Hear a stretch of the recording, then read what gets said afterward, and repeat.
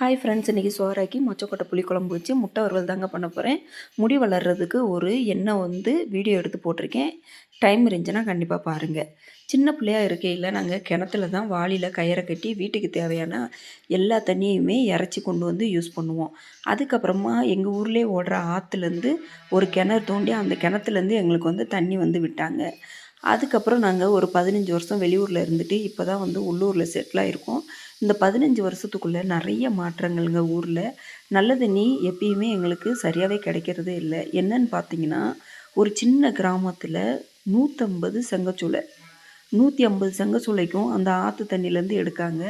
இந்த கோடை நேரத்தில் எங்களுக்கு நல்ல தண்ணி கிடைக்கிறதுலாம் அவ்வளோ கஷ்டமாக இருக்குது. ஒரு சின்ன கிராமத்தில் இத்தனை செங்கச்சூளை இயற்கை வளங்களை ஃபுல்லாகவே அழிச்சிட்டாங்கங்க. அதை பார்க்கையில் வெளியூரில் இருந்து வந்துட்டு எங்களுக்கு அவ்வளோ மனசு கஷ்டமாக இருந்துச்சு.